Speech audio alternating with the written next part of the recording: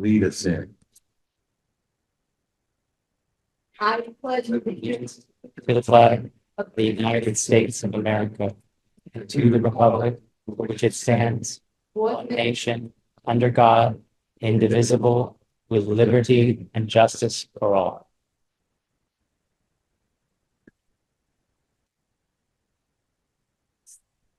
Welcome everybody to this special joint meeting of the Select Board and the Planning Commission. You hear about the cell tower that we propose at Mark Creek. I'm going to open the Manchester Select Board meeting at this time. Invite the Planning Commission to sing.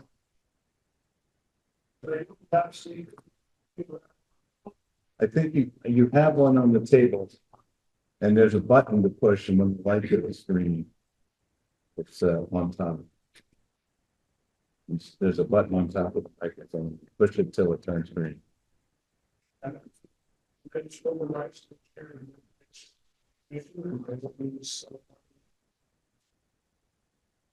Thank you.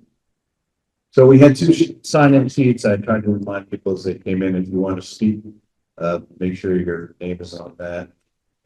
After we give the presentation, we will entertain questions from both boards first, and then questions from the audience. Questions will be limited to 3 minutes. We did that when the crowd was larger. We may not need to do that this evening.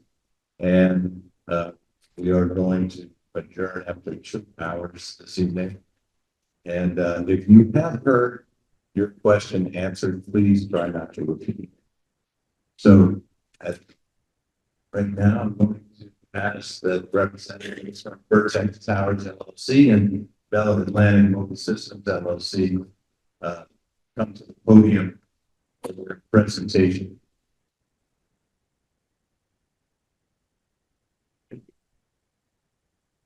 Thank you.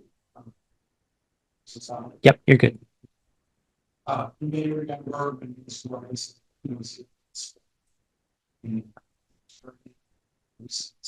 it's a whole process involved. Our following state turns follow the vision January. When subsequently we reevaluate notice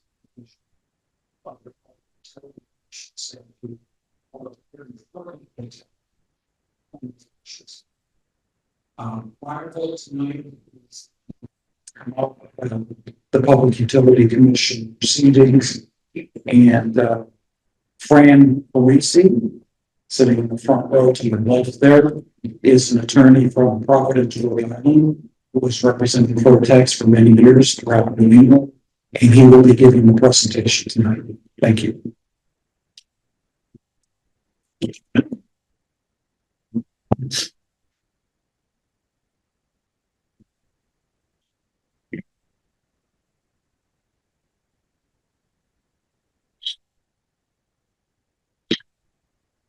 With the chair, Commissioner, I'd like to share my screen to give a presentation that folks can see up on the board here. That's fine.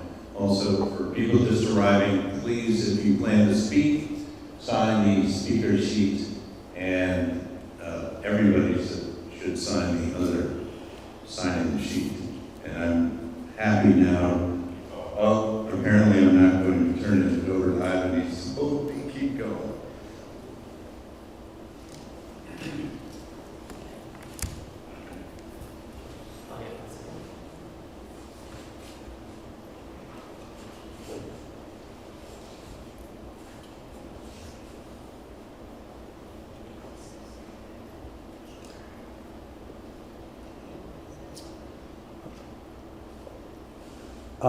Good evening. My name is Francis Parisi.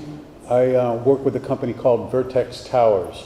We are here tonight at the instruction of the Vermont law with respect to permitting a telecommunications facility.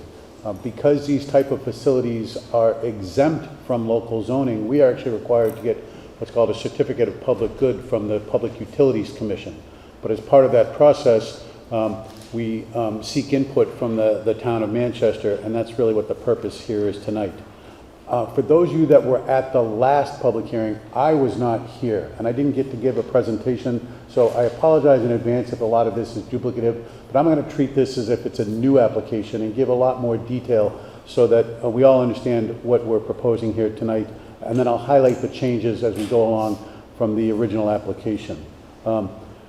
By way of introduction, Vertex Towers is what we call in the world a wireless infrastructure developer. We do not provide telecommunications service. We partner up with telecommunications companies to build wireless infrastructure. We've been very successful throughout all of New England. We do a lot of work in New Hampshire and Massachusetts. We've already built towers in Bennington, Vermont, and Rochester, Vermont. We have about 6 or 8 other similar projects throughout Vermont.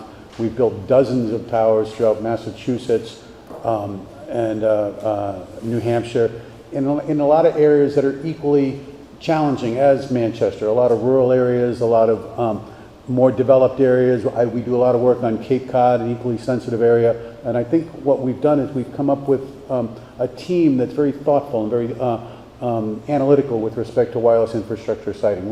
We understand that there's a lot of concerns, but we engage a lot of professionals, engineers, radio frequency engineers, land use professionals. We consult with cities and towns to make sure we're doing things in an appropriate fashion. My suspicion is you've heard of Verizon before. Verizon is, I believe, the largest wireless carrier in the United States and provides some degree of service already here in the town of Manchester. They have been operating for over 30 years at this point. In addition to Verizon, we have relationships with AT&T and T-Mobile and all the other telecommunications companies, because one of the things that your zoning bylaw requires is that these facilities are accommodating to multiple telecommunications companies and multiple telecommunications carriers. So we're in constant contact with AT&T and T-Mobile and some of the other smaller regional players in the area to build facilities that are not only suitable for Verizon, but also for other telecommunications companies to make sure we're being thoughtful and building appropriate facilities. I hope I don't need to tell you about the benefits of wireless telecommunications. I suspect everybody here has a cell phone. I suspect we all use them. The statistics are actually quite staggering. Over 50% of American homes are now wireless only. They've cut the cord with the wireline to make sure that they're only connected via wireless telecommunications. Public safety actually relies on telecommunications. More than 80% of 911 calls throughout the United States are only made with wireless phones. And as things evolve in the world, people are telecommuting, teleeducating, and trying to work from home, educate from home, and getting away from the landline network that we've all enjoyed throughout Vermont and the company. And companies like Verizon Wireless are trying very hard to satisfy that demand and to bring better telecommunications to more developed areas like Manchester, but also more rural areas along the secondary and the tertiary roads throughout all of Vermont. We actually do a lot of work in equally rural areas in New Hampshire. We work very closely with a lot of New Hampshire regional planning commissions, and New Hampshire has actually taken a very different approach than Vermont. They've recognized the great public safety need for better telecommunications, the great demand for telecommunications. A lot of public safety officials, the police, fire, public access, also use the same networks that the commercial folks use, Verizon and AT&T, as backup to their own radio network. So public safety is in a lot of ways a partner to what we do to provide better public safety communications throughout all of Vermont.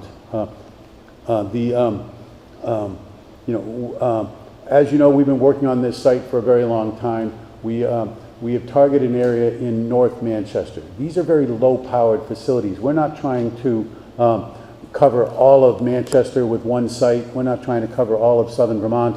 We're really trying to cover a very small area. what we're trying to do is provide better coverage to what I would call North Manchester, north of Manchester Center going towards Dorset, along the 7A corridor, and this the Route 7 corridor, and the other roads that go north into Manchester, into Dorset, and also the areas surrounding there. The Hunter Park, where we are, is a very heavily utilized facility at certain parts of the year. The other Thompson Park is a very heavily utilized facility. And in addition, Manchester Center is a very densely populated, high-demand area. And there are other tertiary roads, residential neighborhoods, Town Hall, the Public Safety Complex, all that are big demand users for telecommunications. And so what we're trying to do is build better telecommunications networks for that area of Manchester. I tell you it's a low-powered facility because there's a real misconception with respect to these type of facilities. We're not designing a facility like a radio station to cover a very wide area. It covers a very small geographic area, and I'll go into more detail on that in a while. But the reason is it's a two-way communication. This device is trying to talk to the nearest cell phone antenna, and the nearest cell phone antenna is trying to talk to this device. And when you're driving or walking or holding this up your head, this has to be a very low-powered communication. So the return is a very low-powered communication. So we routinely broadcast out at about 100 watts. And as comparison, AM radio, which is an older technology, but broadcasts out about 50,000 watts because it's designed to cover a much greater area. So this is a very low-powered type transmission to cover a very small area. And what Verizon is trying to do in this particular instance is, like I said, cover the northern area, which is not very well covered, but also provide better service to Manchester Center, which is a more densely populated and more densely utilized area. I have lots of maps here, and it's kind of confusing because Verizon is a very mature type telecommunications company. They broadcast at a lot of different frequencies. They have various evolutions of technology. We've all heard about 3G and 4G and 5G, and what those are evolutions of technology, the third generation of technology, the fourth generation, and we're migrating into the fifth generation of technology. And what that means is that our phones do more. When we first started designing these networks, we thought it was just going to be a telephone, and then we started doing text messaging, and then you can send a picture, and all of a sudden it's streaming video, and now it's high-speed data. And so that requires a larger footprint, a larger frequency range. It's the same technology that we've been using for a long time, but they're using a greater and a wider range of frequency and bandwidth. It's the same frequency that same bandwidth that public safety utilizes for their public safety radios. It's the same thing that Wi-Fi, which we enjoy in this room right now. It's just there's different segregated frequencies for the different types of communications that Verizon and other telecommunications companies is designed to do. And as I'm sure you're aware, there's actually some coverage already in Manchester from existing facilities. There's an existing tower right kind of at the intersection of Route 7 and Route 30 that you've probably never seen, but I'll tell you it's closer to Route 7 than Route 30. But that has already Verizon antennas on it, has AT&T antennas, I think it also has T-Mobile antennas on it, and that's been there for a very long time. And that provides what we call 700 megahertz, some of the older technology, low band transmission. There's other facilities in Dorset, up at the top of the mountain, the ski mountain there, and other areas that provide some coverage as well. But the other thing that we're trying to do is provide a more reliable signal, a signal that not only works outdoors, but in your vehicle and also in your home. And also in a dense building like this library or town hall or a dense structure. And it requires us, and the challenge that we have is that it's becoming a residential technology. But we don't want to site them in residential neighborhoods. Your zoning bylaw precludes that.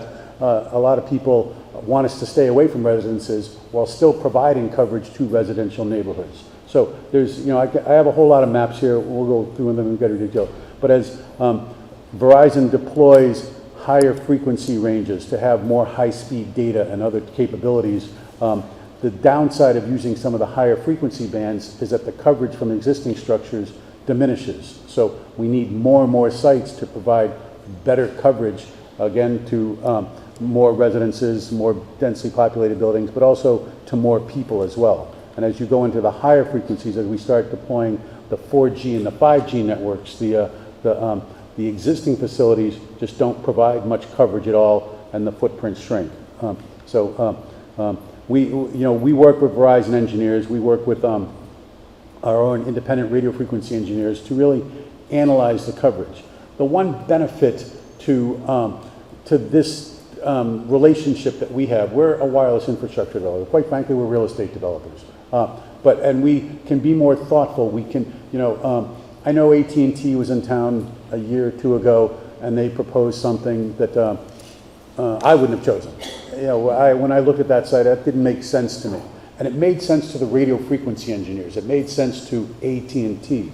But it didn't really make sense to the real estate professionals and the other people that drive around and look at available sites and look at your zoning bylaw. And so, we've spent a lot more time looking at existing land use, your zoning bylaw, other factors to have a compromise between the radio frequency engineers and the land use professionals and your zoning bylaw. We've focused on 410 Hunter Park Road. We've been working with the landowner there for quite a few years to find an appropriate location. It represents kind of a compromise because, quite frankly, the radio frequency engineers want to be closer to Manchester Center. But when you look at land use around Manchester Center, more densely populated, more smaller lots, a lot more commercial activity, and harder to set these type of facilities off from all the different land uses there. But at the same time, I can't go, way out of town or up on top of the hill because the objective is really that Manchester Center north to the Dorset border. So we spent a lot of time looking at various opportunities, various options. In order to have a viable site, we've got to have a willing landowner. We've got to have some utility infrastructure. They require electricity and basic telecommunications infrastructure. We need access. We need to make sure that we don't infringe upon wetlands or other conservation restrictions. So we need to make sure that it is set back from other uses, residential uses and things like that. So we struggle to find the compromise between what the radio frequency engineers want and what the land use professionals and the folks like the Planning Commission and the Select Board are charged to do. And we think we found actually a very good solution here. We've the Hunter Park is owned by a community service organization. So quite frankly, we pay rent, and we have plenty of private landlords that would love to take our money, but they're not necessarily in the appropriate locations. So we've been speaking with the folks that own the ice rink in the Hunter Park, which is not the town of Manchester, but a private organization that manages Hunter Park. And they were very willing to talk to us, one, because they get the benefit of the economics here, but also that they really felt that this was an appropriate location for this type of facility, given everything else that's going on in the area. The other thing that we do is we look at available infrastructure. We don't like to build towers. Your zoning bylaw, even though it's not applicable here, tells us to make sure we're exhausting other tall structures. But you folks live in Manchester. There's not a lot of towers or tall buildings or water tanks or anything else that we could utilize for wireless infrastructure. As an industry, we've been very creative. I've been participating in antennas in church steeples and in other tall buildings and other, in more urban areas and water tanks and other things. But as you drive around Manchester, given all the height restrictions in your zoning bylaw and given all the other restrictions on land use development, there really aren't a lot of tall structures here other than the existing tower, again, right along Route 7 that is already utilized by various telecommunications companies. The other thing that we look at is your zoning bylaw. And I want to understand your zoning bylaw isn't applicable here. And the reason it's not is because we're regulated by the Vermont State Public Utilities Commission. We have to get it with Certificate of Public Good. So even though I, as a real estate professional, look at your zoning bylaw, it's not applicable. We're not restricted by the zoning bylaw. However, I, as a real estate professional, take your zoning bylaw very seriously. We look at land use, we look at where we're allowed to go and where we're not allowed to go. We're in what's called a mixed-use zone, mixed-use 2, which is not residential, it's not commercial, it's not industrial, it's kind of the confluence of those type of zoning districts. But when you look at the area that we're proposing, we're right up against what's called the office industrial zone. We actually tried to go in that zone, which I'll show you in a few minutes, but we weren't able to find a lot in that zone, but we could have gone into that. Had we been able to, it would have been a permitted zone. We actually could have gone into what's called a rural agricultural zone, which in this town is bigger lots and more agricultural. But if you look at land use, those tend to be the farms where there's no trees, nothing to mitigate the visibility of these type of facilities. And it's also a residential zone. So, you know, we struggled very hard to find something that was appropriate for the town of Manchester, given all the different land use restrictions. And what's interesting is that this is a zone in which a communications antenna is a permitted use, but the tower itself is not, which doesn't quite make sense because you need to attach the antenna to something. But if we were able to find a tall building or a tall church steeple or a water tank in this zone, we wouldn't even have to go to the town. We could have gotten it by right. So, but because and it would have been a much less extensive permitting process at the Public Utilities Commission. But because we're building the tower itself, a taller structure, which has great benefit for a lot of reasons, which we'll talk about, we're required to get the certificate of public good from the Public Utilities Commission. And even though, wrong way here.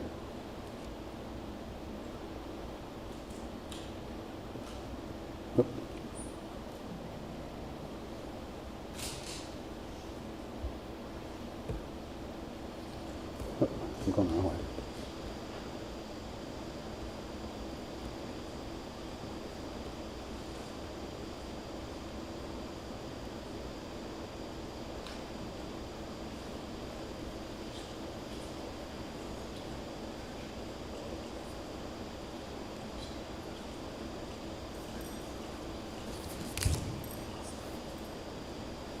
We're sorting out the slides. If you haven't signed in and you'd like to speak, there's a sign-in sheet for speakers, and everybody should have signed in to the all sign-in sheet as well. And even though I say we're not subject to the town zoning ordinance with respect to telecommunications facilities, because these type of facilities are regulated by the state Vermont Public Utilities Commission, we look at it very carefully. If we weren't exempt and had to go through the local zoning process, there are a great deal of restrictions on where these facilities can go and not go, and how they have to be designed. One of the requirements is that it not be on undevelopable land, which this ice is because of the existing ice rink and an existing solar facility, another utility type facility. We're nowhere near a historic district. We're not within 300 feet of any residential use. We're not in the flight path of any airstrip. And we actually understand that there's a helicopter pad at the public safety complex. And so we've gotten clearance from the FAA that this is not going to have an impact on air navigation. One of the zoning bylaw requirements is that it facilitates co-location. Even though Verizon is a co-applicant, we've designed it with the height and the structural integrity to accommodate other telecommunications companies. We've already spoken to AT&T, and they're working with us in this particular area. We work with T-Mobile and others. So we build it very thoughtfully so that we're not building it just for Verizon, so that when AT&T comes back to Manchester, they're not looking for somewhere else because they weren't able to co-locate on this facility. We're not in any kind of environmentally sensitive area. Because these facilities are federally licensed, they're also subject to a lot of federal regulations and restrictions. And we have to go through a very extensive environmental due diligence to make sure we don't have any impact on the environment. And the environment is a very broad word. We need to make sure that we don't have any impact on plant and wildlife species. We have to make sure we have no impact on Native American resources. We have to make sure we don't have any impact on wetlands or migratory bird flight paths. And so we do a very extensive regulation due diligence to make sure that we comply with all those federal regulations in addition to the local and the state regulations. Your zoning bylaw puts a height restriction of 130 feet. And quite frankly, when we came to town the last time, we had proposed something 140 feet, which is what the radio frequency engineer said. It provides a little bit better coverage. It provides more co-locatable space. But that was one of the objections that the Planning Commission and the Select Board made in the last one, that it didn't comply with the zoning bylaw. So we've lowered the height so that, again, even though we're not subject to the zoning bylaw, we're in compliance with it. There's no lighting required. We try very hard not to build facilities that require lighting for FAA purposes. One, because once you turn it on, you have to leave it on, so it becomes a maintenance issue, and we don't want to have to change the light bulb. But also, it's something that folks have expressed concern with. So we try very hard to make sure that it doesn't require lighting, and in this case, it doesn't require lighting at all. One of the requirements is that we minimize the visual impact, which I think we have here. The lot itself is 20 acres. It's surrounded by a vegetative buffer on all sides. You can't see the rink from the street, other than from Hunter Park Road, but you can't see it from 7A or Main Street. You can't see it from the other street, Bennett Street, the street on the left. So and you're not going to see the fence or the compound or anything from these locations. So I think we've actually picked a location that minimizes the visual impact as much as possible. And again, taking advantage of the existing vegetation and land use around it. And like I said, we're in what's called the mixed-use district, which, when you look at the zoning bylaw, it actually kind of dovetails with what we're trying to do here. This is a type of facility, this is a type of zone that's supposed to foster economic development, to provide opportunities for other businesses, and this is kind of a business use. It's also to make sure that there's no impact on congestion or traffic. These facilities are unmanned, so that there'll be about 6 weeks of construction activity. This is a relatively easy site to build because the access road is already there. The facility is relatively cleared and level. So after construction, maybe 6 weeks, there'll be no traffic at all. They're unmanned. There's no trucks. Maybe someone will come by once a month to make sure the fence is intact. But as electronics get better, they're more remotely monitored, so people don't even have to come to tweak the antennas or anything like that. And also, the purpose of this zone is to provide a quality streetscape and pedestrian friendly. We're thousands of feet off of 7A, off of Main Street. Where we have no impact on pedestrians, no impact on the streetscape, the Main Street corridor. The lot itself is about 20 acres. There's the ice rink, a very large parking lot. There's a solar field, and so, but for perspective, if you pull into the ice rink parking lot, we're right next to the solar field, so up to the north side of the parking lot. We had explored other places with the landowner to see if we could maybe go other places on the land. We had actually looked to go behind the ice skating rink, but because of some development restrictions with the way the land was deeded to the ice rink, we weren't able to go there. And we felt that even would be more visible given the land use along Main Street. We had actually talked about moving it farther north into the industrial zone. There's a large sand and gravel pit to the north there, and we talked to those landowners, and we couldn't find an appropriate place that didn't impact their business operations and would also be less visible than we've already picked. That lot to the north actually abuts the golf driving range, and as you can see, the driving range is actually very visible from Main Street. And also there are farms that have been cleared to the north there. So we're trying to, by setting it where we've done, we take advantage of the vegetative buffer, both on site, on the gravel pit. Could you point to where it's on that map? It's gonna be right here.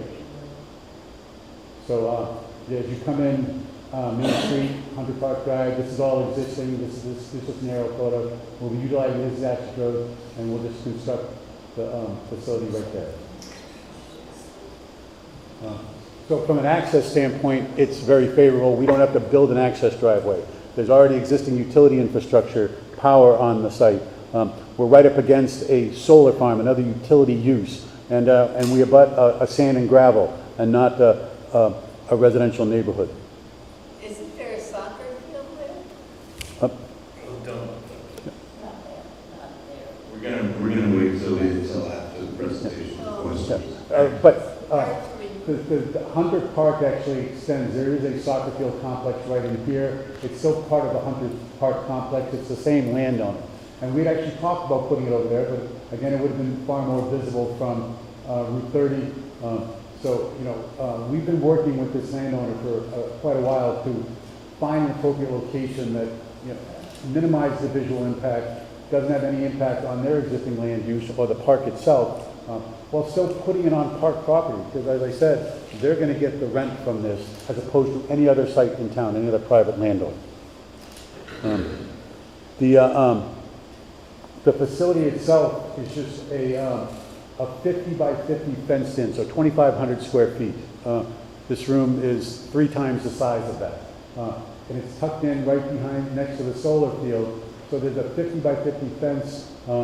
Again, this is all treed in here. We utilize the existing access road. We typed this out for just legal purposes, but all this is your existing paved portion of the parking lot. So what we're constructing is about 20 feet of driveway and 50 by 50 compound. From our perspective, that's as minimal as you can get. Oftentimes we have to be set back, or in this case we're 1,000 feet off of Main Street, but we're able to utilize the existing access road, which minimizes the amount of construction and disturbance. Even though we're not in the office industrial zone, we're immediately abut it. The nearest residential use is well over 1,000 feet away, going closer to Main Street, and then thousands of feet away if you go on the other side of Main Street. So I think from a siting perspective, it actually makes sense. It really does comply with your zoning bylaw as much as possible. Like I said, the compound itself is just a 50 by 50 square foot fence, which will have a telecommunications tower and a small equipment pad on which Verizon will put telecommunications equipment.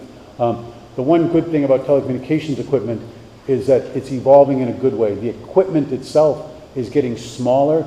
When I first started doing this many years ago, folks like Verizon would have to build big equipment shelters, and they used to have to be cooled because there was electronic equipment inside, and those cooling fans made noise that some people found objectionable. Now Verizon utilizes cabinets that are about the size of a refrigerator, with a fan about the size of your refrigerator, so that it doesn't generate any noise anymore. They're weatherproof cabinets that houses all the equipment. They're very secure. We build a chain link fence with some barbed wire just to prevent unauthorized access.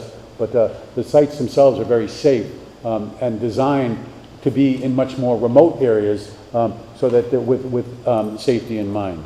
And like I said, this is existing pavement right here, so they're really constructing about 20 feet of new impervious surface. And this is actually not even impervious because this is a gravel driveway. The compound itself is a gravel compound. So the increase in impervious surface is a 10 by 20, 200 square foot pad and a foundation for the tower. So it's from an increase in impervious surface, it's de minimis. And we can amply control any kind of stormwater runoff to go into the gravel that will surround it. The tower itself, and this is a change from the last tower, last proposal. We're proposing. Can you hold on 1 minute? Okay. You can't move this mic, so take this. How about I do this? Okay. Okay. The tower itself will be 130 feet tall, which is in compliance with your zoning bylaw. these towers tend to be what we call vertical totem poles, where different telecommunications companies, starting off with Verizon and then AT&T and then T-Mobile, will co-locate their antennas. The antennas need to be separated, generally about 10 feet. That's the rule of thumb to prevent interference between the different telecommunications companies. But then the other thing which we'll do, and I'll get into much better pictures, is we're going to camouflage the facility to look what we call a fake pine tree, or monopine is what we call it. And I think that was another concern that was expressed at the last select board meeting with just the design itself, that it looked too much like a cell tower. These facilities are also, once we get approved by the Public Utilities Commission, we go back and do much more extensive engineering. We do subsurface investigation. We design a foundation that's very specific to the area. I don't know what's underground yet, but we will find out and then design a very specific foundation. And the design criteria are very location specific. We live in Manchester. This site will be in Manchester, which has very specific weather patterns and winds, and so we get very location specific designs to make sure that they are very safe. They're very over-engineered.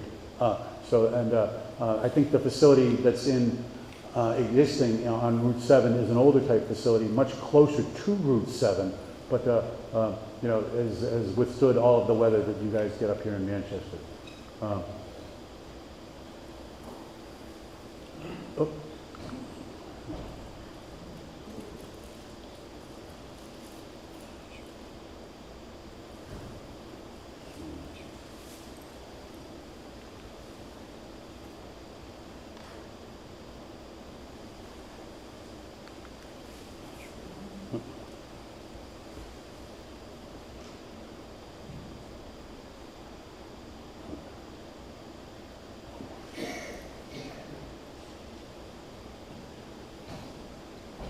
And I don't want to say trust me, I have much better pictures. So this is just an engineered rendition. We have several photos and photo simulations further on in the presentation. And the last thing I got to say, like I said earlier, these are very low-powered facilities. If your zoning bylaw actually encourages us to put them on existing structures, including existing buildings, which are maybe occupied residentially or commercially. I've done work throughout all of New England. I did a work with the city of Worcester, Massachusetts a couple of years ago, where we put similar antennas on the top of every public housing building in the city of Worcester, because those tended to be the tallest buildings in Worcester. I've put in a lot of communities, the local hospital is the tallest building. And as you drive throughout New England, every hospital building in New England has similar antennas on the roof because they tend to be the tallest structures in the area. I go to a church that has a very large steeple, and in the steeple we put two different sets of antennas, one for Verizon and one for T-Mobile, because it's the tallest steeple in the area. It's about 150 feet tall. So, and the reason I tell you all that is because, again, they're designed to be very compliant with FCC regulations. The federal government is very involved in wireless infrastructure siting for a variety of reasons. One, to ensure safety. And there's been an immense amount of studies done at the federal level, and they have very strict limits. They're very limited power output. And I told you earlier, because it's a two-way communication, but it's also designed to comply with applicable FCC limits with respect to radio frequency exposure. And these, even if we were to put multiple sets of antennas, they routinely come in at 1, 2, 3% of federal standards. The other benefit of this type of facility is that we're set back substantially from residential uses, Main Street, and more populated areas, and we're also 130 feet in the air. And the lower you bring it, the closer you bring it to people. So we also design structures that not only satisfy the radio frequency engineers, but make the antennas farther away from people, which in order to comply with exposure limits in that regard. And we have lots of data, showing what this tower will do and what the coverage it'll provide to at all the different frequency bands. Unfortunately, it doesn't play well on this, but it's not designed to cover all This is what this facility will do. At the fourth generation, the 4G, what they call personal communication services bandwidth. As you get into the higher bandwidths, the more high-speed data, it provides some benefit to the parks and to Route 7, but again, it's not designed to cover the whole area. And then when you dovetail the existing coverage plus proposed coverage, it really provides a pretty ubiquitous signal from Manchester Center going up north 7A into Dorset. Explain what those colors mean, please. Yes, absolutely. As I said earlier, there's different degrees of signal. When you're standing outside, there's no impediment to the telecommunications signal. When you're in a vehicle, that has a little bit of a structural impediment to a telecommunications signal. When you're in a building like a residence or like this library, that's a greater structural impediment. So what the different colors mean are the different thresholds that the engineers look at to see how well the signal will work. The yellow is the strongest quality signal. You'll get very good quality signal in buildings, in businesses, in residences, from Manchester Center north going into Dorset. The green represents a less quality signal. It might work in your vehicle along the roads, but it might not penetrate a building or a commercial building. And the blue is where you get a much more reliable outdoor signal. And so as you can imagine, as you're closer to the tower, you're going to get a much better quality signal. And as you go into the higher frequency bands, the more higher data, again, the coverage footprint shrinks, but the real demand for what we call in-building coverage is the Manchester Center, to this site, the public safety complex, town hall, and then it kind of dissipates till you get to Dorset. So as we get into the higher frequency ranges, the more high-speed data, the coverage shrinks, but then also the need shrinks because we're trying to be as close to where people are and phone users are. And then last week we conducted what's called a visibility demonstration. We put a balloon up in the air.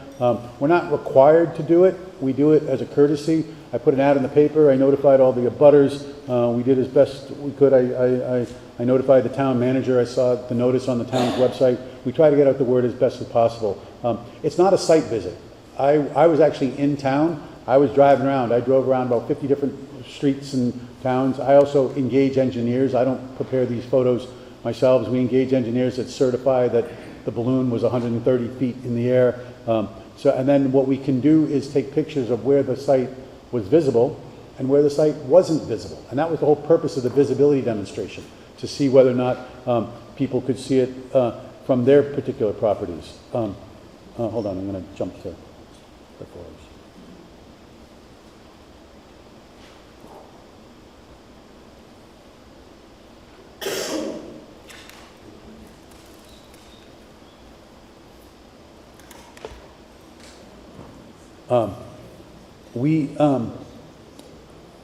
We engage professionals that just do this for a living. They certify that the balloon was at 130 feet in the air. They certify that the pictures are accurate. And what they do is they drive around to different vantage points. They can actually kind of sort of predict with topography maps where there might be some visibility, where there isn't some visibility. And and I'll go through each of these photos, but you tend to get visibility close up.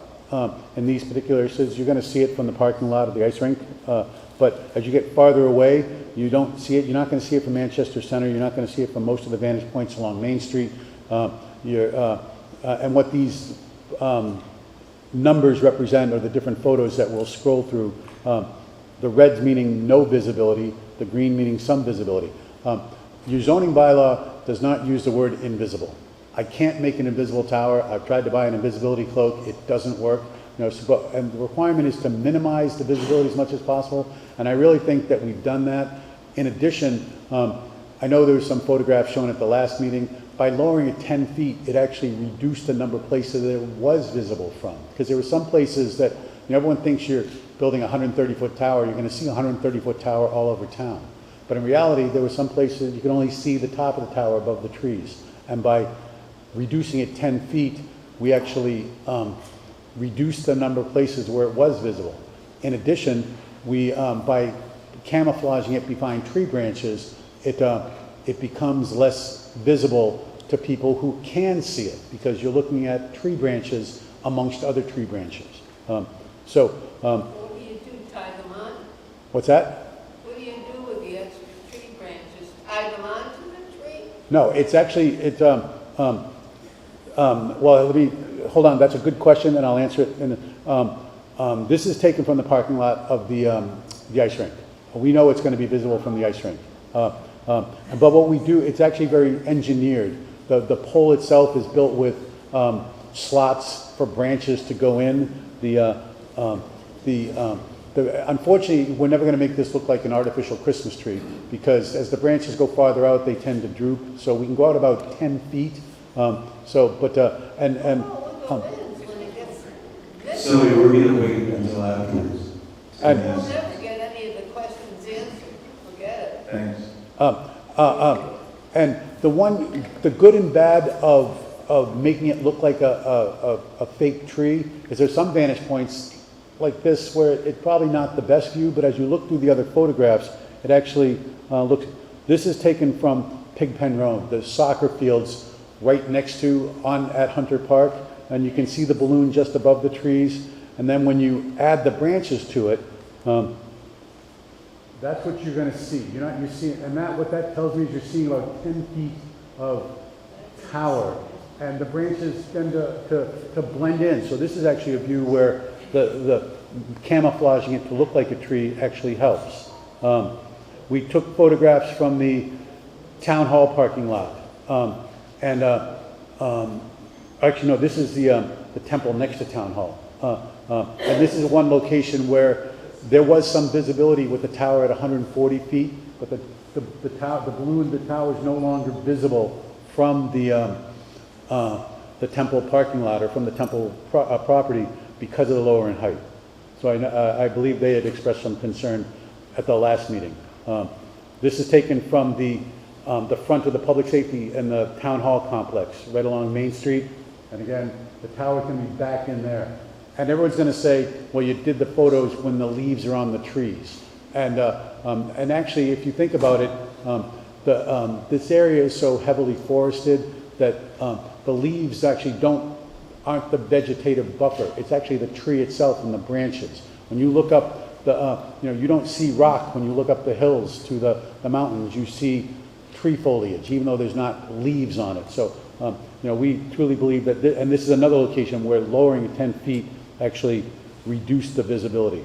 And then we drove around quite a few places. This is taken from the entrance to the mobile home park right next door, and you can see the dense foliage that's there.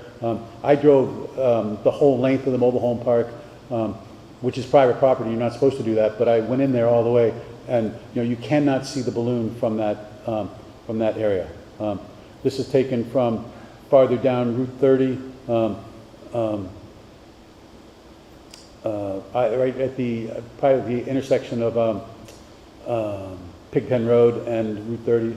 And again, you see the top. This is telling me you're seeing about 30 feet of tower, maybe 40 feet of tower, so not 150 feet, 130 feet. And then it does also extend above the backdrop. So with the green backdrop and the brown, will serve as a mitigating factor to mitigate the visibility as much as possible. And then, we took lots of other photographs, West Street, about 0.4 of a mile away, no visibility. This is taken from the parking lot of I think this is the parking lot of the track, and there's no visibility. There's another photo that this is taken from the parking lot by the softball or the baseball field. You can see the balloon right there. So you're going to see some bit of tower. So you're seeing about 10 feet of tower, but, you know, by adding the branches, it really blends in with the existing tree canopy. Let me ask you a quick question, that is, do you anticipate finishing by 7, which is about 7 minutes away? Yep. So that we can entertain questions? Absolutely, yes. Okay, great. And then, like I said, we drove all around town, Mending Walls Road, no visibility to the balloon, therefore no visibility to the tower. Route 30, up by, I'm not sure where this is. Is this the, 30 right entrance. yeah, at the entrance to the rec, there's no visibility to the tower. Bonnet Street, you know, there's an existing house like right down here that looks like it just got built. And, you know, the tower comes in right behind the trees there, but again, not above the tree, not above the skyline. So I think that's another place where adding the tree branches actually helps the visibility. Farther down Main Street by the,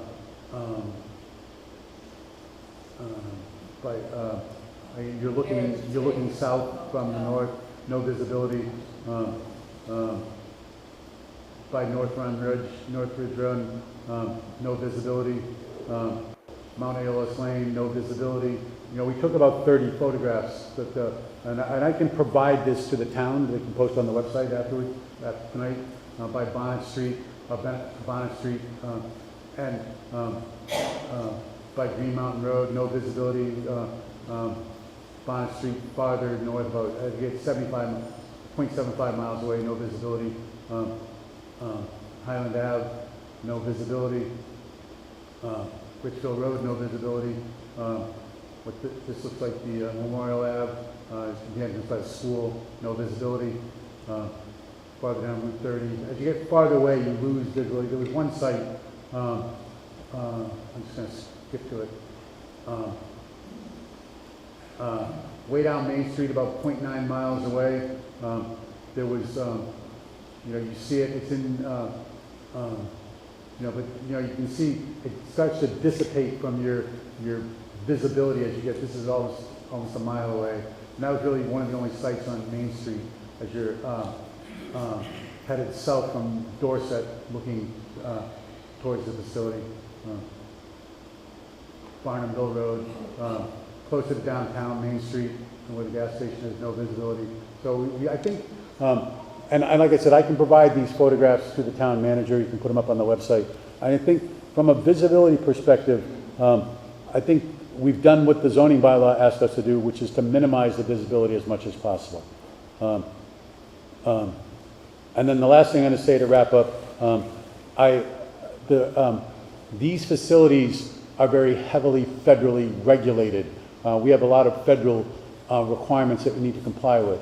In addition, they're very heavily federally encouraged by the federal government.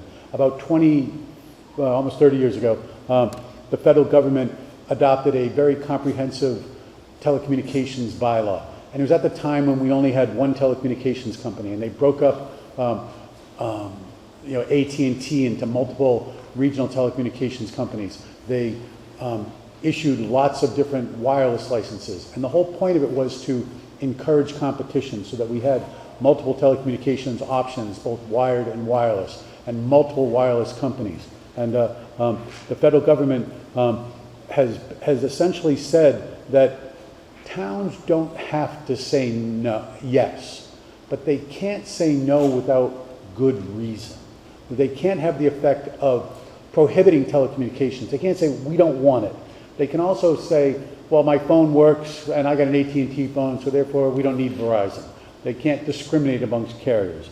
And there's been an immense amount of litigation throughout the entire United States, going all the way up to the Supreme Court, just basically, and again, not replacing your local judgment, but supplementing your local judgment to say, is this the right location? Is this the, does it comply with your land use restrictions and other thought processes? You know, does a denial have the effect of prohibiting telecommunications? If there was a really obvious place right next door and you had a willing landlord saying, I'd love to have a tower on my property, that might be grounds to deny. Or if we were near a school or a residential use or something like that, There's been cases that say, there are grounds to deny. But in this particular case, we're thousands of feet from residential uses, we're in an area that's already developed and right next to a solar and another utility structure. It's really hard to say no to this type of facility. In addition, the government has done an immense amount of testing because they regulate the frequency ranges and the power output that these type of facilities can operate under. Boards can't say, we don't like it because of the perceived health effects of these type of facilities. The government has deemed this safe. We need to show compliance with federal regulations and limits, which we can handily do. But and I understand people struggle with that. We're equally conscious about safety, which is why we try to move it away from residential neighborhoods. We try to move it away from other high-use structures like schools and things like that. And I know this board has been counseled by its own counsel. Towns just can't say, we don't want it in town because we think it might be bad.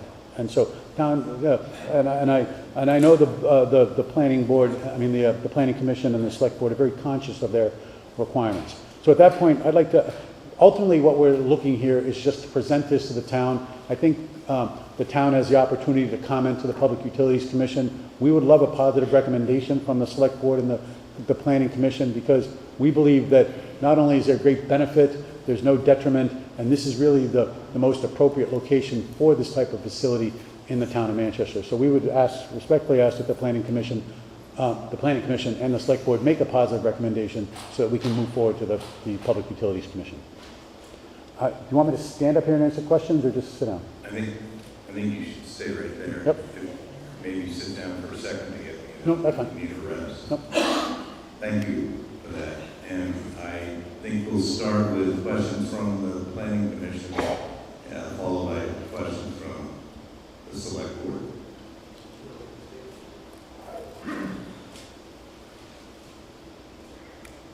I'm going to read a statement that, Just speak up, please. You might want to hold that, yeah. I'm going to read a statement that might be helpful. The Manchester Planning Commission is aware of the need to improve internet coverage in the greater center of village areas. The current proposed location for a Verizon cell tower at Riley is not acceptable and does not conform to approved zoning for that area. We would like to encourage Verizon to look at other sites.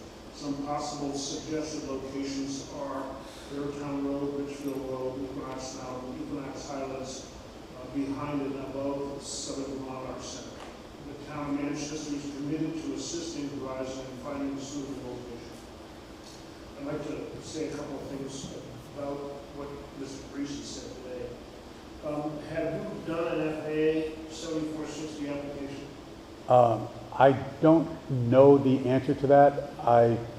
We can do database, and I think we might have. We will do it as part of our regulatory process. We do it. I can't tell you that we have or have not done it, but we can do database research to make sure that we do have no impact on air navigation. But prior to construction, we would certainly be required. I'm a certified flight instructor and a commercial pilot, and I'm also was used to be involved in the fifth phase operation in Bennington.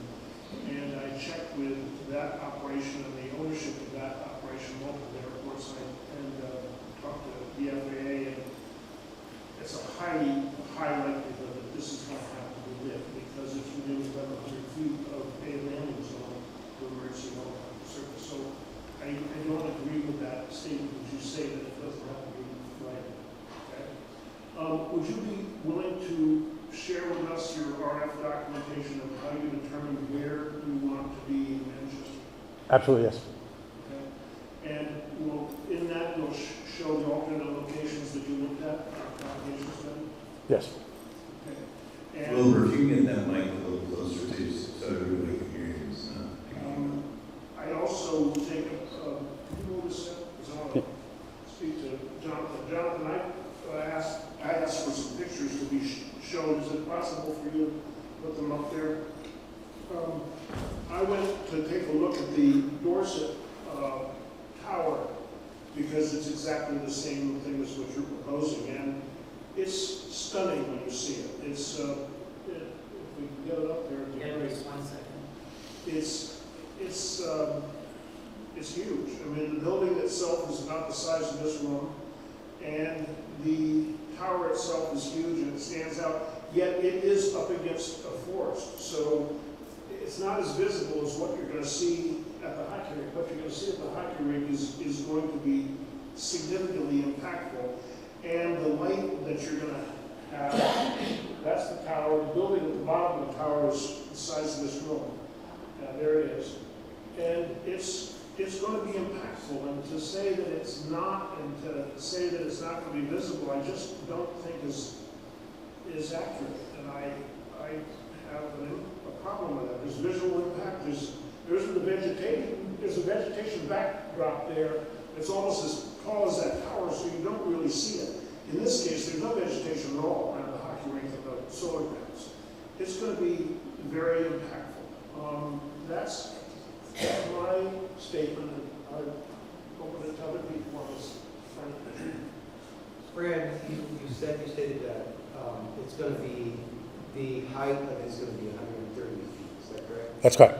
Now, from where I could see it was located up on the hill above the parking lot, about 15 feet above the parking lot, which really makes it, from where we're all skating, it's going to be 145 feet, visually, from where most people will walk through the area. I understand. I don't think it's 15 feet, but it's definitely higher elevation. Yes. So it's not really visually 130 feet. It's visually going to be higher.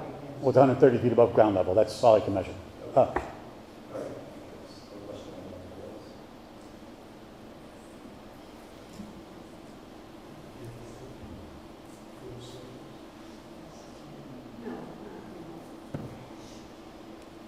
on that. Okay. Select board members, do you have a question? Anyone?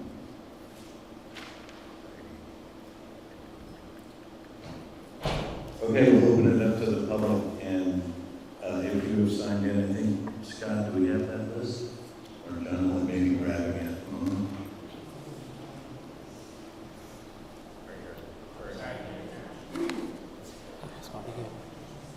Tina, Victor, and Jonathan's got mine for you. Awesome. Okay, so I wrote something. Hold on right up there. Can you Think so, hear yeah. me? Yes? Yeah. Okay, so where we allow cell towers in Manchester is a decision that will have lasting consequences. We can't be short-sighted and judge this matter on superficial merits. Yes, connectivity for businesses and safety purposes is an important and legitimate concern. But if the town's connectivity issues can be solved with a different location, that's not an unreasonable ask. Protecting our quality of life and beautiful view sheds is the top priority. Thankfully, we have protected zoning and other restrictions provided by our town plan. Are we going to allow giant commercial telecom infrastructure to be put anywhere, regardless of what the town plan stipulates? Our town plan was approved through a democratic process because the majority wanted it so. MU2 zoning districts don't allow telecommunication towers. Why is the will of the people being ignored? There are also long-term potential health effects from cell tower radiation exposure. Cell tower companies such as Crown Castle can obtain insurance. In their 10K filings, they admit to anticipating future legal action stemming from exposure harms. Every cell phone has in its setting legal disclosure language that warns the user to keep the phone at a particular distance from the body. There's a school, a mobile home community, the rink itself, the popular rail trail, and many playing fields that all fall within 500 meters or 1,640 feet of the proposed tower. A New Hampshire Commission of Experts on Technology and Radiation determined 500 meters was the minimum safety setback from a cell tower. Now there are picnic tables out front where the summer camp children gather. Would you want your children or grandchildren picnicking under a cell tower? Given this, we need to maintain our proactive precautionary stance. The photos from last week's balloon test demonstrate how this industrial tower would dwarf anything surrounding it. In a few years, it would resemble the tower just off Highway 7 by Loretta Avenue, with up to 5 additional carriers and possibly flashing lights at night. This is not what our community benefactors, leaders, and supporters had in mind when our beautiful recreation and cultural center, Riley Rinkett Hunter Park, was envisioned and created. To our governing boards, please continue to oppose a cell tower at this location. The stakes are too high, and there are other locations available. And I'd just like to add, because you mentioned how the FCC is apparently on top of, exposure levels. They were sued in 2021, and the judge in a DC circuit ordered the FCC to review over 11,000 papers submitted showing biological harm.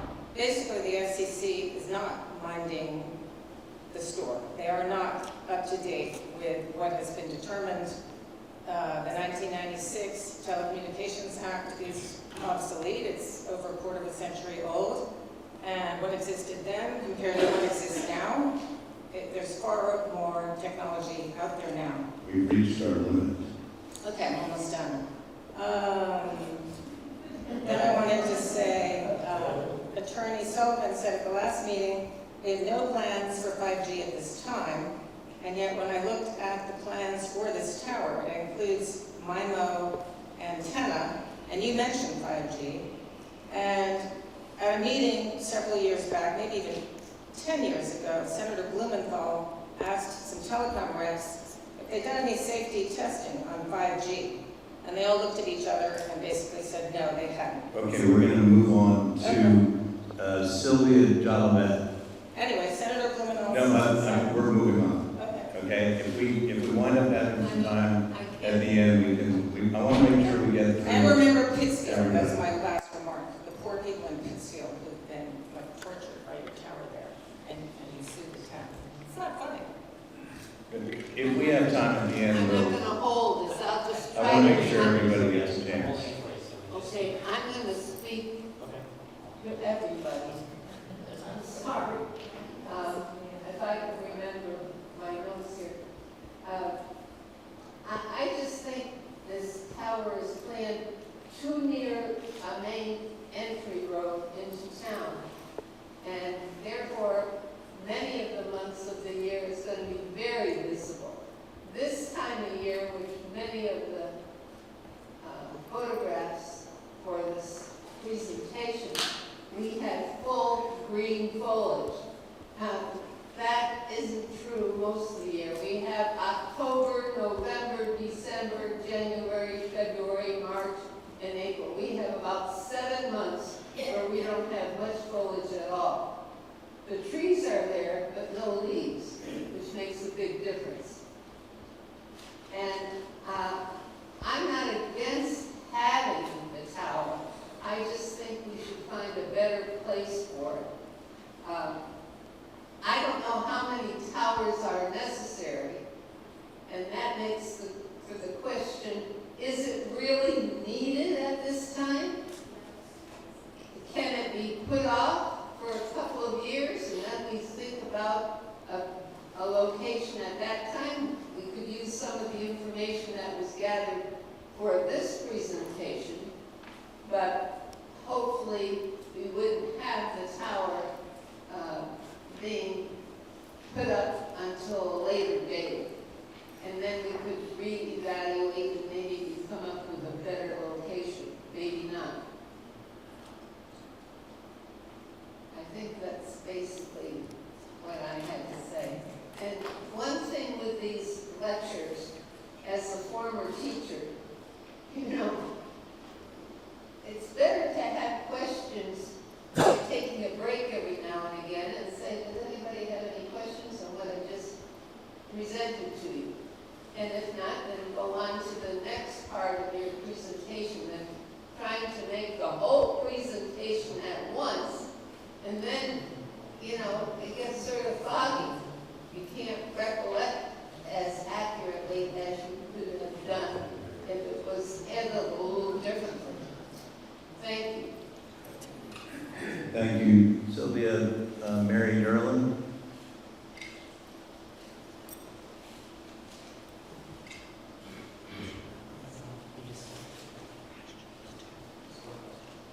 Mary, hold on 1 second. How many people on Zoom, raise your hand on Zoom? Can we go to Zoom? Does anybody want to say anything on Zoom? I need to add them into my thinking time-wise. But for now, it's okay. All right. Take it away. All right. Since there's no one on Zoom, if I go over 3 minutes, I'd like to. We're gonna keep you to 3 initially, and then if we have time at the end, we'll circle back. Because I need to speak for people who have electromagnetic sensitivity. All right? 5 minutes. I'm gonna keep you to 3 minutes like everybody else, and if we have time, we'll go back.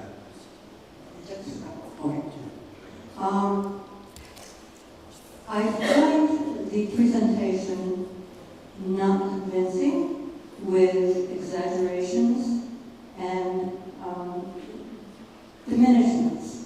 For instance, this room does not have 2,500 square feet. All right? Not anywhere near. And so the siting of the tower is going to take up a lot more space than this does, not to mention the generator.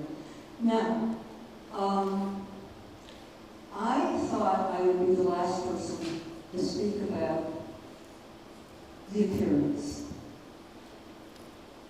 I saw the picture in the journal. It was exquisitely, everyday, beautiful. Mountains, sky, trees. If the tower is put there, it totally changes the ambience, both electromagnetically and visually. And if Vermont cared enough to keep, signs, billboards off the highways, we could do better as far as siting. You don't want to site in the field because it would be visible. Well, camouflage, which is what you're trying to do here. And the other thing, of course, the most important thing, you talk about penetrating waves. They not just penetrate walls, they penetrate bodies. And if I had my extra minutes, I would tell you what it's like. It's very painful. Our children are going to be right underneath that tower, less than a quarter of a mile away from residences of people who are not here tonight because it's a mobile home park.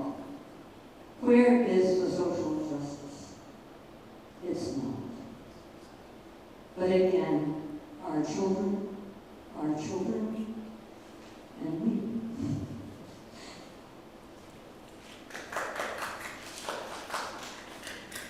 Thank you, Mary. Steve Berry. Mr. Parisi, were you involved with the Pittsfield, Massachusetts Verizon Steve, program? we need you to use the mic because people on Zoom. Were you involved with the Pittsfield, Massachusetts Verizon plan? Not personally, no. Do you know what happened in Pittsfield, Massachusetts with Verizon? Yes, I did. Do you represent Verizon?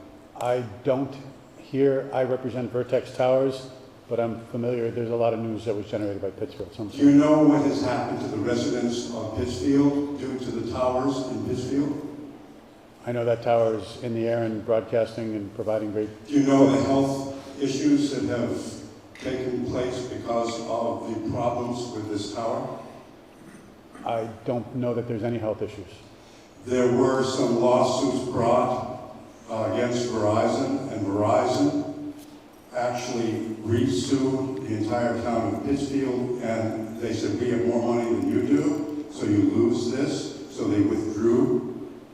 In other words, words, the people, this is for the public good, right? You said you meet all the requirements for the public good, did you not? Absolutely. Is it in the best interest of the public for there to be a tower that will adversely affect a lot of people and their organizations and the safety issues of our town? We don't, and the federal government does not believe that there are any adverse effects from these. The Federal Government Act of 1996 is superannuated, and we all know this. Everyone in this room knows that it is way beyond the past of the flood. It is a long-lost act. And so right now, I urge that the Select Board and the Planning Commission say absolutely no. Find another place where it's not going to impact individuals. The generator noise from it alone is going to be a problem. People living in this area already have health issues. They're going to be impacted, some sitting right here tonight. So I urge you, please do not have it on this site. Look for something else. They have given you options and opportunities to look elsewhere, and I urge you to do so. Thank you. Thank you, Steve. Leah Parks. She wanted to be here, but unfortunately she was away, so I was gonna read her just short. Leah Parks. The new 130-foot design does not address my primary concern, which is that the tower is located in a zone that does not permit towers. It is too close to residences, the rink, the Red Fox Community School, and the fields our children use regularly for sports and recreation. Not to mention, it will ruin the experience of biking, walking, running on the scenic historic rail trail. There must be more appropriate locations, yet it does not appear that Verizon is making an attempt to site it in a preferable location. Instead, they are ignoring the town's preferences and doubling down on a location that simply doesn't make sense. Leah Parks. Bill Drunzik.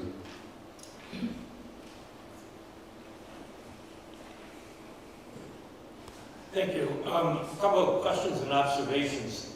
As a joint landowner, I only got my notice like 2 days ahead of the tower. When did you officially publish it and put it out of your balloon test, I mean? And then it was only for an hour, 12 to 1. And if you're scheduled or you have to be out of town for that hour, you missed it. So, pardon? Not according to the town website. We didn't see it anyways. We got there in the afternoon and it was down. But, I don't know whether that was, the last time around, it was up for a full day from 9 to 4 in the afternoon, and you definitely had a chance to see it.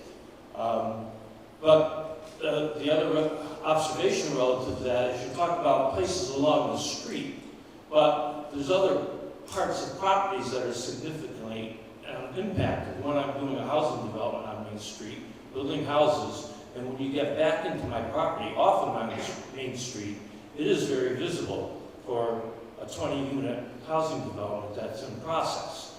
We're also doing a potential development for a hotel project across the street, up on the hillside on Main Street, almost directly across. And that would be a killer for that project because it is extremely visible. It stares you right in the face. So for people who are investing in this community for its economic longevity, the cell tower is not a good thing at this location. I suggest that the town hire, I don't know if I'm using the right term, but an engineer who goes out and studies cell sites and where it makes good sense for him to be, and assess the whole town area and look at what might make reasonable tower sites, not necessarily the best, but that don't impact very active areas and residential areas, and then sit down with the tower providers and the companies and maybe choose a better location. But this location is not good. We've been 10 years into the developing the rail trail project, and it was located where it is because of the scenic qualities and fitting into the landscape and so on. And after people have spent, over a dozen years getting that in place, all of a sudden this tower comes in, and that, I think, would have a significant impact on the quality of what that trail represents. I urge the boards to, again, reject this location.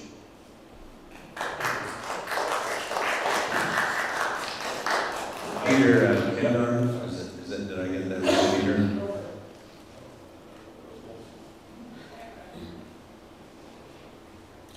Thank you.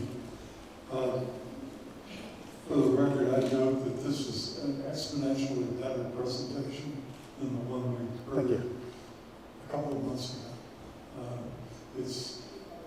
I appreciate the concessions that you have made. I don't think they go far enough. I think 130 feet is certainly from our house on Warsaw Road. It would probably be visible, but we don't know.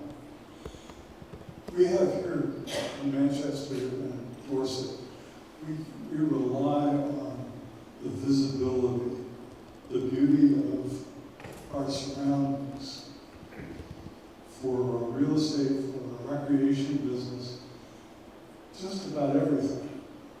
And to put a 130-foot tower in the midst of the viewscape simply doesn't make sense. The one in Dorset is not hugely intrusive, but it's there, you see it.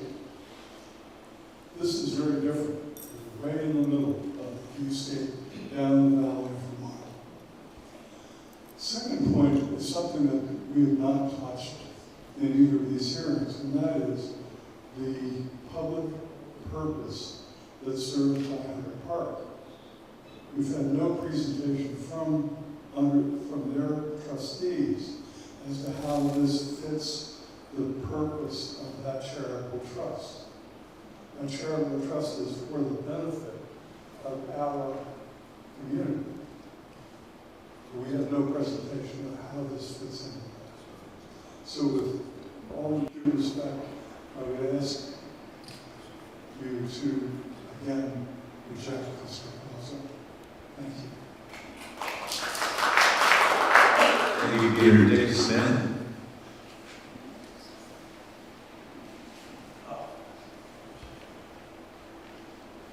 I don't have any notes, so I'll just extemporaneous. But my first comment, I want to do the hazard and the aesthetics. My first thing is I don't see what this changes everything. It still violates our zoning.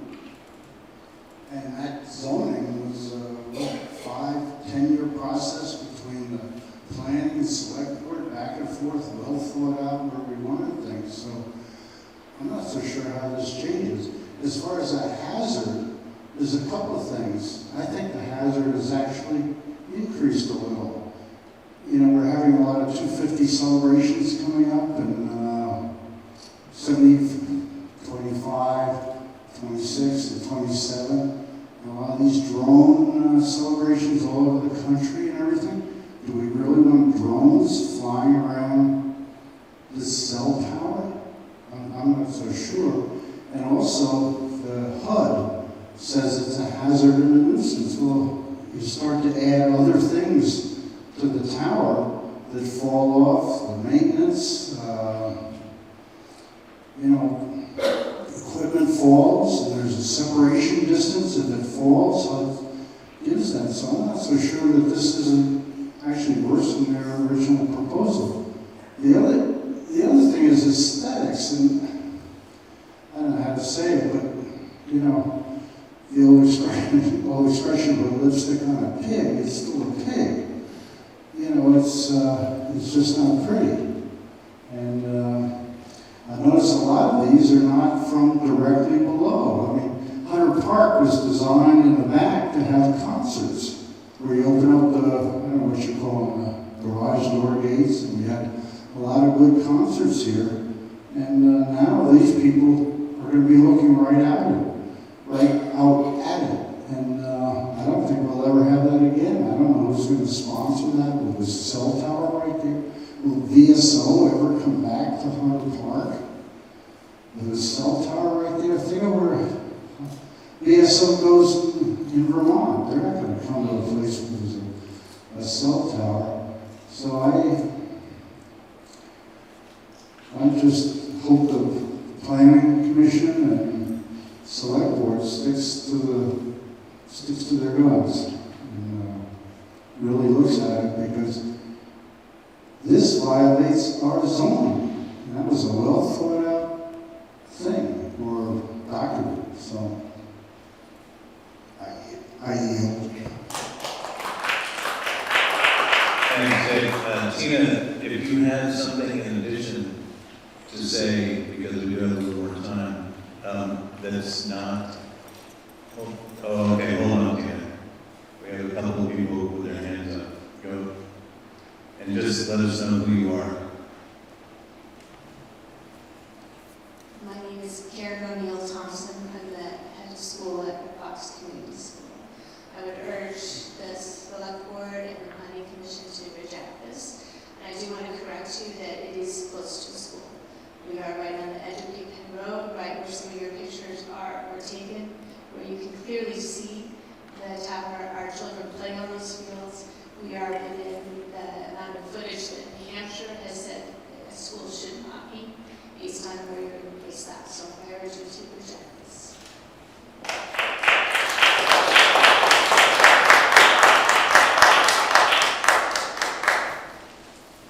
There was a second page I signed in, but. There's a second. Hi. Oh, wait, stand by. It's under maybe. Got it underneath there. No. Anyway, that's okay. Just let us know who. Hi, Dee Mirabong. I'll be brief. I had the zoning conflict, but that has been covered very well. I would like to mention the view shed. I do believe, especially every time I drive into this town, or bike into this town, that the view shed is really something we're very fortunate that we have in Manchester. Of course, all of Vermont is beautiful, but we have a particularly unique view shed with the Vermont Valley here. So I would say we should work really hard, and I commend you all for saving that view shed going forward. I was wondering in your presentation if there was any way to bring the tower down to the tree level and then maybe consider it, but I don't know if it would be useful at 80 feet versus 130 feet. But that was one thing I was trying to be open-minded to say. The only way I could think it could work anywhere in the valley, in our valley, would be if it matched the tree level. Something to consider going forward. And lastly, I would say, I think supplementing our local government is not a good move. I think in Vermont state government, I work in state government, for the PUC, I know they are looking at reviewing and revising their public input process, and they're still doing that. And I think I've been to 6 meetings now on this particular proposed location, and I've given input at 5 of them. And I don't think that's the kind of public input we're looking for. I think the PUC wants public input, but they want people to feel like they're being heard. Yeah. So that's where I live. Thank you.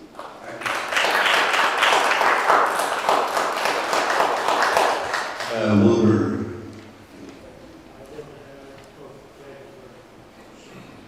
I wanted to respond to Bill Gross's comments.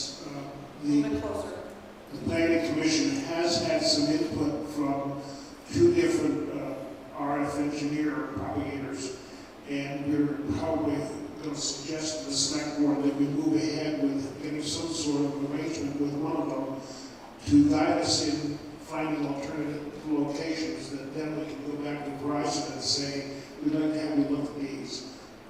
And coupled with the data that Mr. Parisi just said that would be available to us that they've already done, I personally think we can find a better location. And I know that we have a need, but I think that we can do even better for both the town and for Verizon.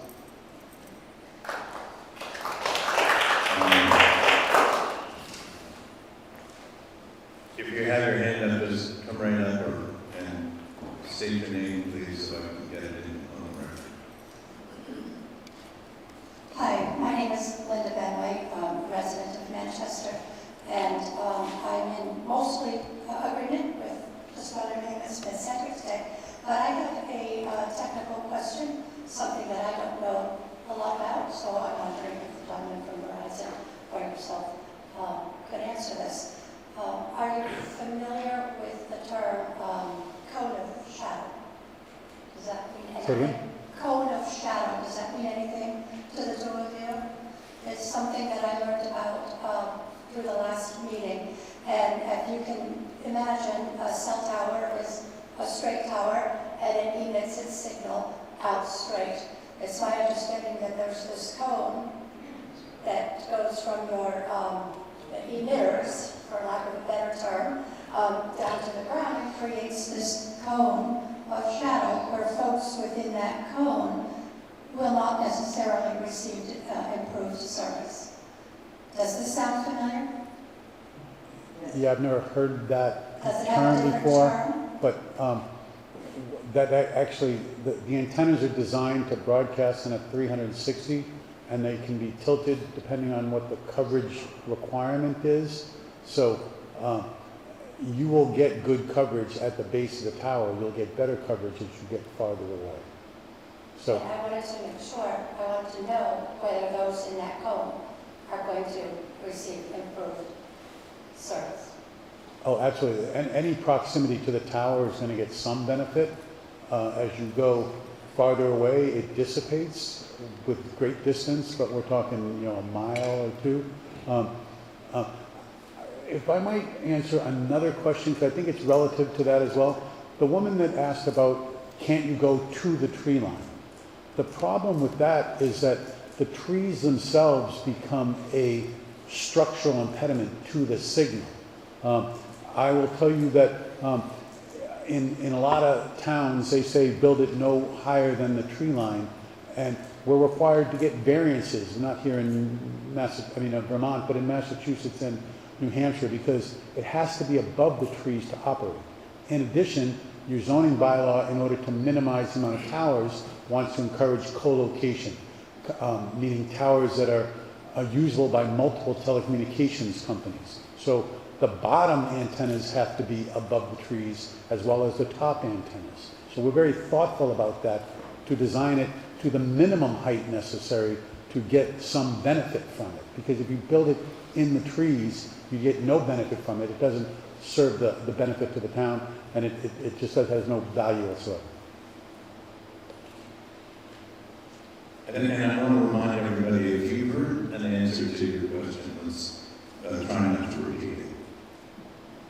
Hello, my name is Carol DuPont, and basically I agree with everyone about the beauty of Vermont. I don't question any of those statements whatsoever. My only concern about this is what I pick up medically, okay? And I'm picking it up more medically now than I have before. Basically, you're being bombarded with your cell phone, your microwave. Everything there is bombarding your body all the time. This will just be one more thing. And this is the worst of all. Thank you. Would anybody else like to speak? So we'll go back, Tina, if there's something brand new that we haven't addressed, and I think Pittsfield might be in that category.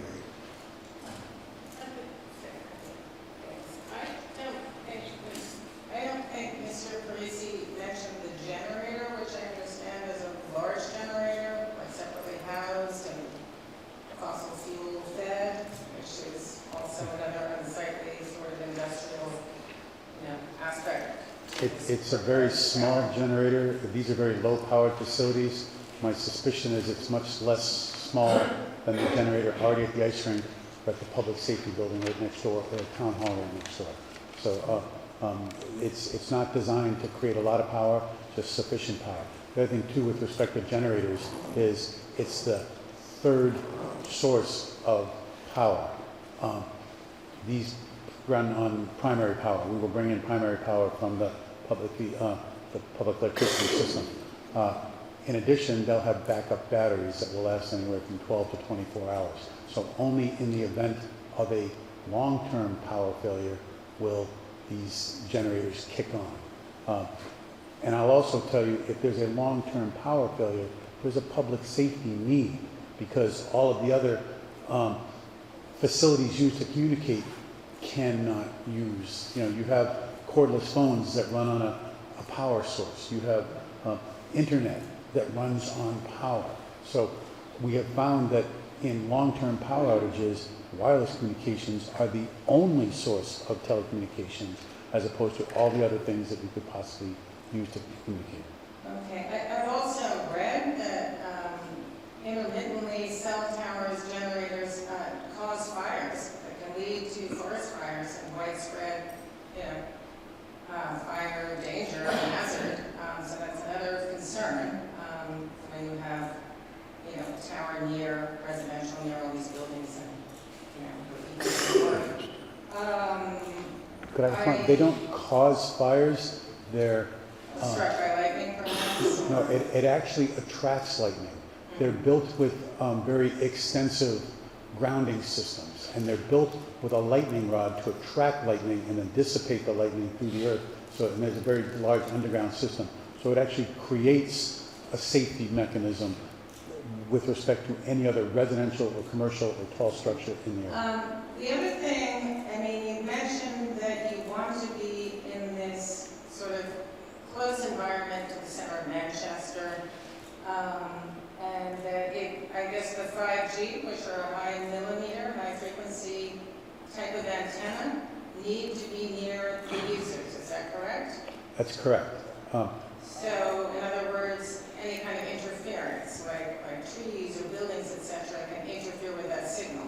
And yet it's a very strong sort of beamforming signal, which is actually used by the military, has military applications, and a type of weapon to disperse crowds called active denial.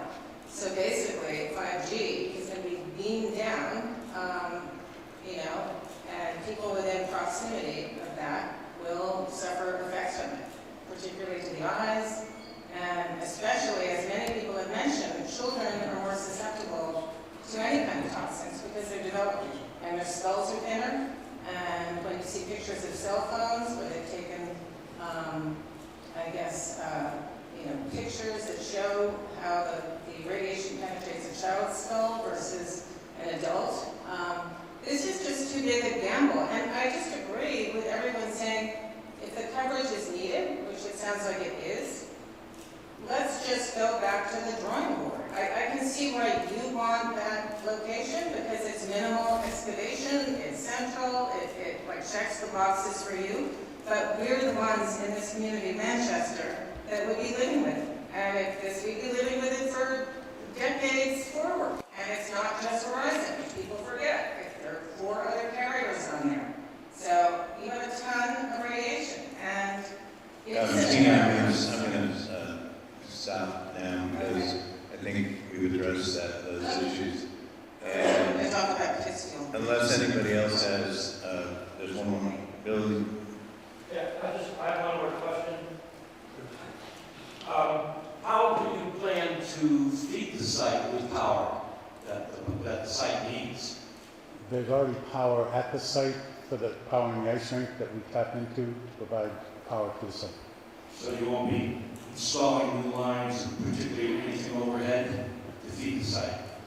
Okay.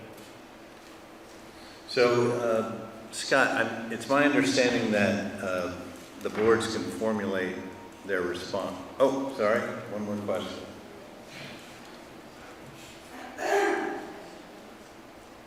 Actually, I have a question and a comment. The question is, what is the range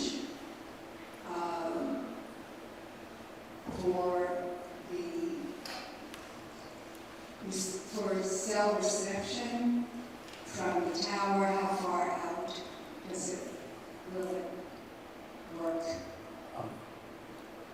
I had all kinds of maps to show that. It depends on the technology, Right. whether you're talking on the phone or using data, and it also depends on the topography.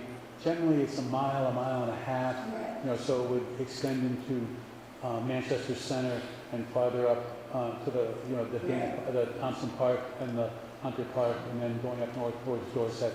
You know, again, it's a low-powered facility, so it's not designed to cover very wide area. Right, exactly. So we can't just put it out there somewhere and have it work here.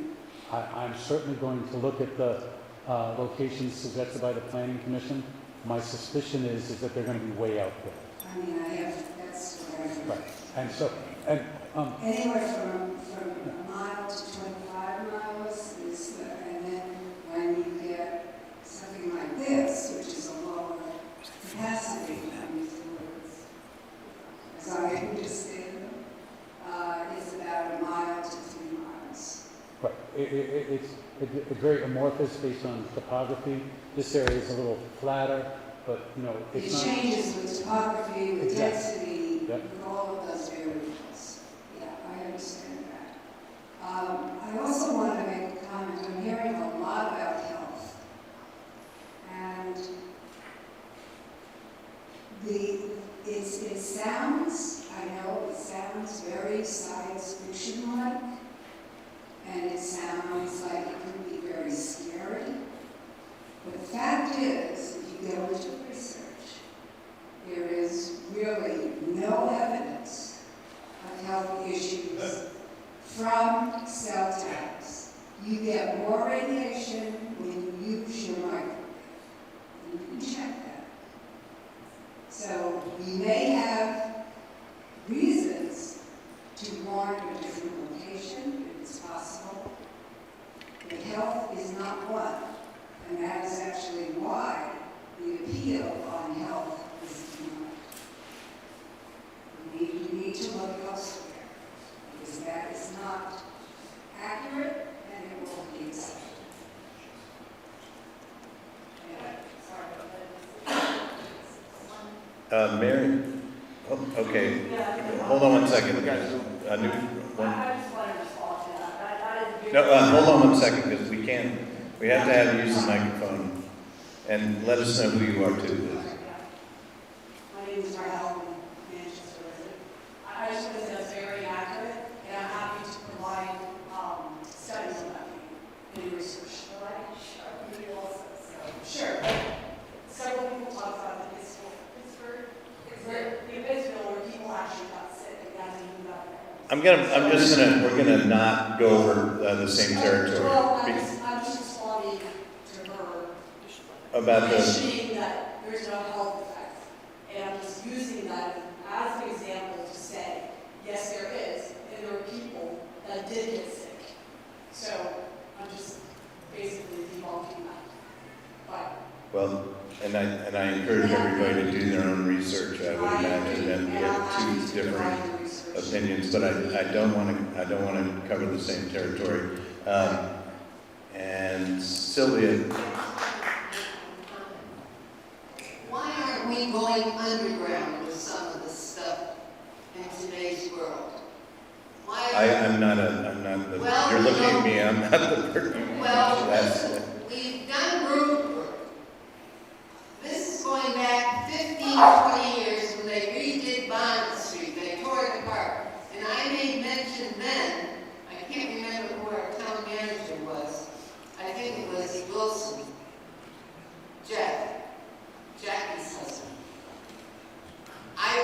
And he came to see me, and I was on the ladder, and I said, why aren't we going underground? We tore up this whole street. Why aren't we putting conduits down so we can thread future electricity through those conduits? There's two things. One, you're talking about electricity. They're talking about transmitting radio waves. And as far as I know, having been in radio for many years, I don't think you can transmit radio waves from underground. Well, it's something that we should start considering. Take all these wires out of our vision and put them where we get the service. Yeah. We are visually unharmed. All right, thank you. And Mary, we have a little bit of time. And Mary, please keep your comments to something new.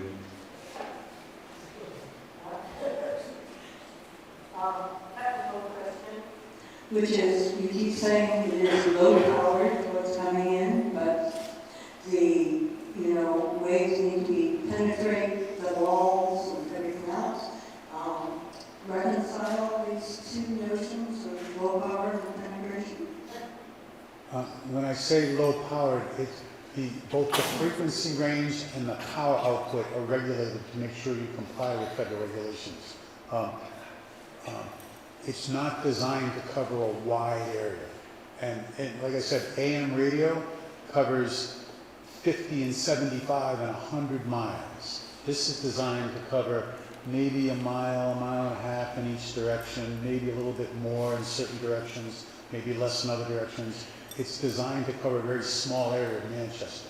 Just like that wireless microphone is only designed to cover a very small area, or the Wi-Fi in this building might make it to the parking lot, but not to the cemetery. All wireless telecommunications that we live with in every setting is all regulated to make sure that it's the appropriate power output for the frequency band and for the location. So we live in a wireless world. There's already some coverage in Manchester from existing facilities. So I'm well over here. I do not have a smartphone. I cannot hold a smartphone. Pain goes up my arm. I cannot get in an electric car. I have my own Havana syndrome.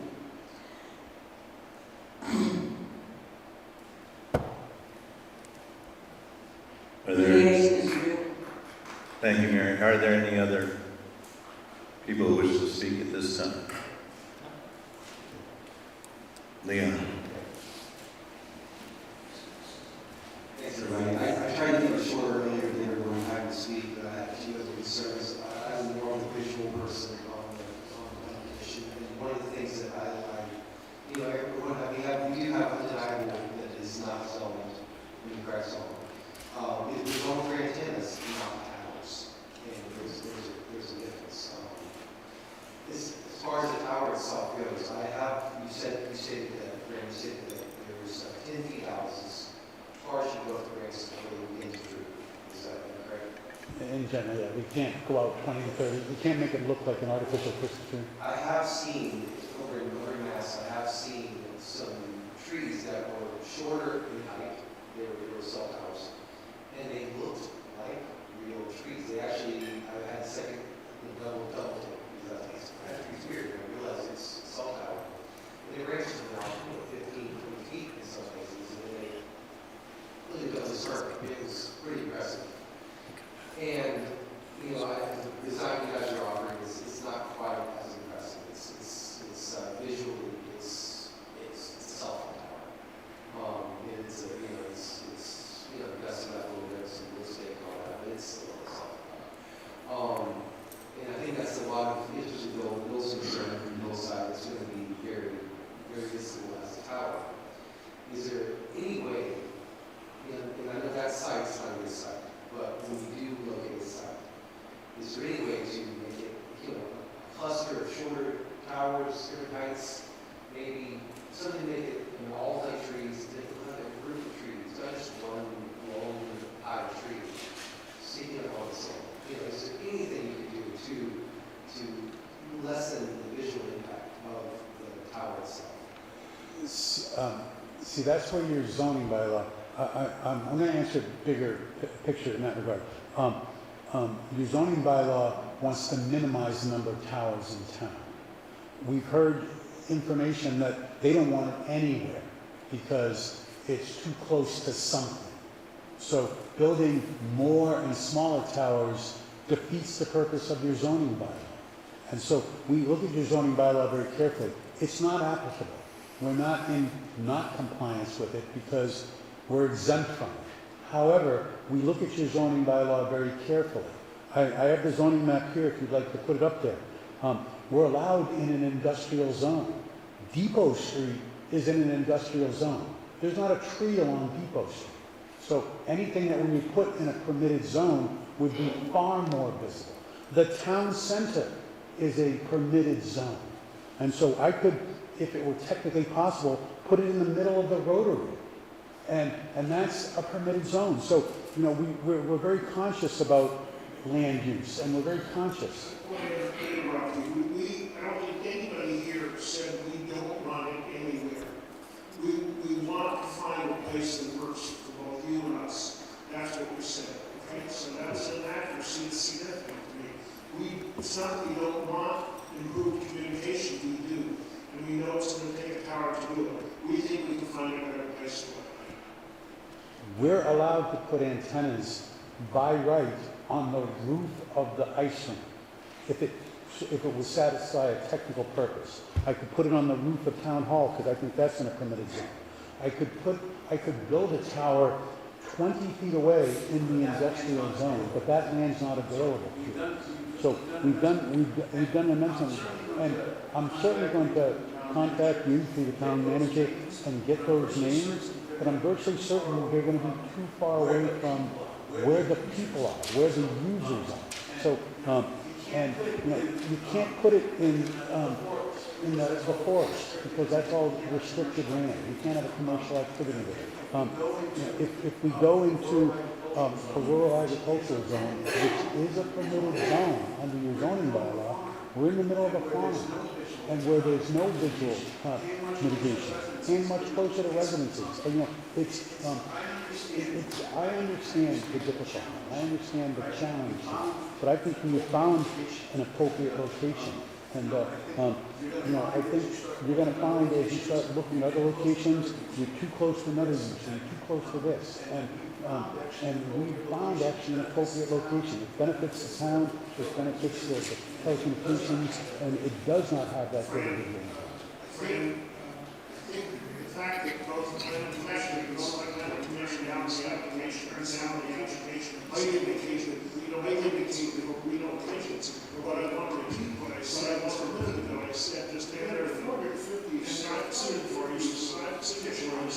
We want to find a better. So let's try to work together. This is important. You need it. This is important. We can do better at this location. We better at this location possible. So let's work together. On this.